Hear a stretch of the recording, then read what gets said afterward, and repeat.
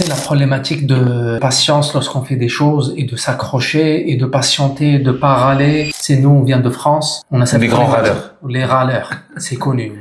On critique tout et on râle sur tout. Pas tous, bien sûr, alhamdoulilah, mais on a ce caractère. On est connu pour ça. Yes. Donc, on va éprouver. C'est un projet qui nécessite une patience. Est-ce que tu peux nous donner une anecdote très rapide sur ce côté de patience et comment tu as pu surmonter les épreuves et qu'est-ce qui l'a aidé à surmonter les épreuves? Est-ce que il y a le côté d'être patient et le côté surtout de pas critiquer tout et n'importe quoi? Oh, une anecdote? J'en ai, C'est étonnant. sur 10 ans, j'en ai, Tu dois avoir beaucoup. j'en ai beaucoup. Mais Alors, une une rapide. anecdote sur laquelle j'ai patienté. Tu me donnes la première anecdote, la première épreuve, on va dire. Ça va être plus simple. La première épreuve. Yes. Parce qu'on va être éprouvé.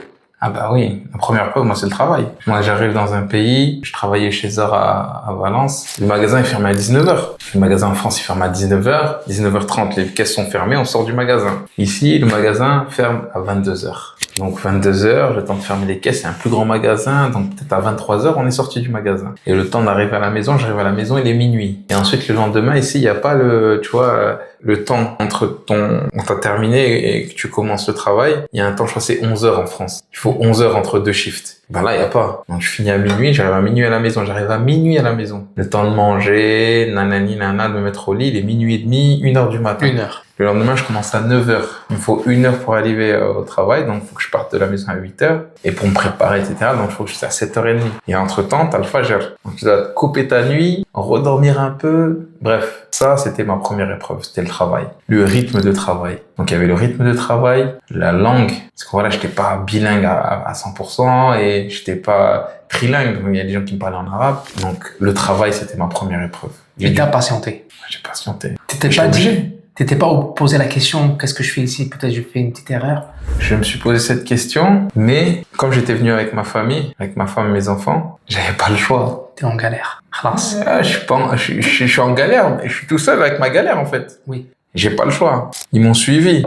Je peux pas leur dire, ah, j'arrête, c'est bon, on rentre. Si j'étais venu tout seul, peut-être que j'aurais pu me dire, c'est bon, vas-y, c'est bon, j'ai essayé, je rentre, c'est trop dur. Mais là, le fait qu'ils soient venus avec moi, c'est comme si je les avais pris sur mon dos et je suis obligé de les porter ma galère. Et je peux pas les abandonner. Donc, quand je rentrais à la maison, je les regardais, je disais, ah, je peux pas arrêter. Faut que je patiente. Et ça a duré peut-être 1 an. Il y en a beaucoup qui seraient partis.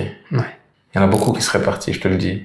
Et parce que voilà, on me traitait aussi, pas me traiter mal, mais je veux dire, j'étais petit nouveau.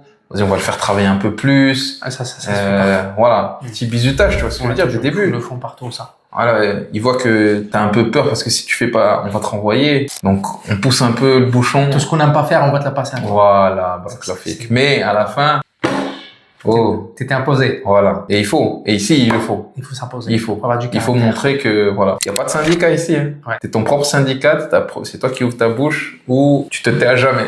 Ouais. Mais la première épreuve, c'était le travail.